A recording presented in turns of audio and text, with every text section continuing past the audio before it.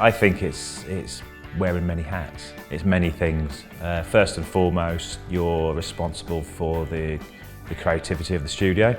You're responsible for the creative vision of the studio. I think it's also about creating an environment where the designers are free to express their creativity. It's not a dictatorship, it's about trying to get the best out of people in different ways. The perfect design project for me would be a brief that you know that you can shape and excites you from the start, so you feel that there's some, you're going to make a real impact with what you do. One such project was the rebrand of the Football Association we did back in 2002 at Elmwood. The reason that was so amazing, it was because it was sort of a top to tail job where you knew that you were starting from scratch and you were going to work for possibly a year or two working through this process. As the process went on, you had this real feeling that there was going to be something amazing was going to happen, that you were going to have an effect, that you were going to kind of use design to really affect national culture. I'd say I was a young designer at the time. It was kind of amazing for me to see this happen and be part of a great team that was working on this. We designed the England crest, which for Englishmen is kind of amazing. People getting this tattooed on their chests and actually sitting in the stadium and seeing all this design come to life was one of the highlights of my career. I think it's dangerous actually when an English designer comes to the US, especially if you're designing CPG packaging, for instance.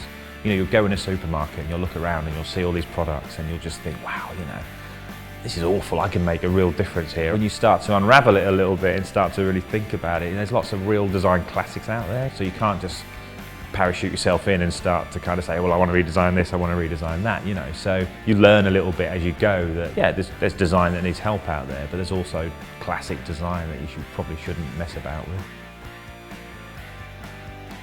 Went to art school. I was never amazing at art, I was okay. I think I was always a little bit too precise for art. I was a little bit too controlled. I'd always want to get a ruler out, I'd always want to kind of, sort of have something to kind of help shape what I was doing. I was never that free I was never that expressive with art. When I found there was something called graphic design and that it was a bit more controlled, it just kind of spoke to me. When I went to university and did graphics, I found I was really good at it. The Breakfast Club in the UK, and I designed that sort of maybe 5 years ago. He had a big launch, a big opening party they wanted us to do an invite for. And I remember sitting down with the creative director at the time and we hatched this idea to create invites made of toast. At the time, I don't know how we worked this out, but if you toasted a piece of bread, it would last forever. We took that idea, we created a die stamp with an invite on, and we stamped it into bread and then toasted it. I think we went through maybe 400 pieces of bread before we got 100 invites, and we sent all those out. It won a Mobius Award, but actually won a Best in Show Mobius Award. I still today cite that as the reason why I'm in New York. Do your research, be focused, be really kind of thoughtful about the way that you approach people.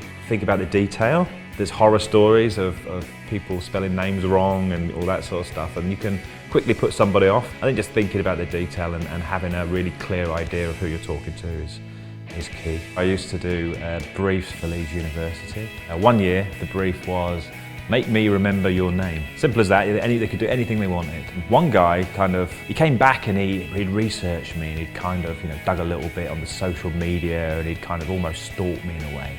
He'd thought about kind of different ways that he could almost freak me out, or that he'd kind of pop up unannounced in my life, and kind of as I was running my usual running route, he'd kind of put signs out. He did this great animation which really made me sit up and listen. It was actually really well done, so that stuck with me. So he ended up kind of getting an internship at Elmwood. So how we think really about brands is uncovering their authentic attitude. So we have a big picture of Jerry Garcia in our office, and he once said, it's no longer good enough to be the best of the best. You have to be the only people that do what you do. So we kind of apply that idea, that kind of theory to brands and say, well, look, you can do what everybody else does. You can try and do it better, but if you're the only person doing what you do, and you have an authentic attitude, then that's going to stand you apart from everybody else. And we also, we start to think about brands as telling a story, but it's a never-ending story. We don't say, right, we're going to design something for you, and it's going to be, we're going to get you to a point, and then that's it. It's a never-ending story, so it's going to kind of go on, and you're going to carry on telling that story in different ways. We can do some beautiful design, and we'll always do beautiful design, We like to say we're creative and effective in equal parts, but the client's looking for an effective result. They're looking for something that's going to affect the bottom line, basically. So we've just finished a redesign of an organic tea brand called Rishi. It was a really great experience with those guys because they had an obvious passion for what they do. The design team that I work with at Elmwood was very excited about working on the project, and the end result was is there for everybody to see. It's a bolder design, but it really uncovered the story of what they were trying to do.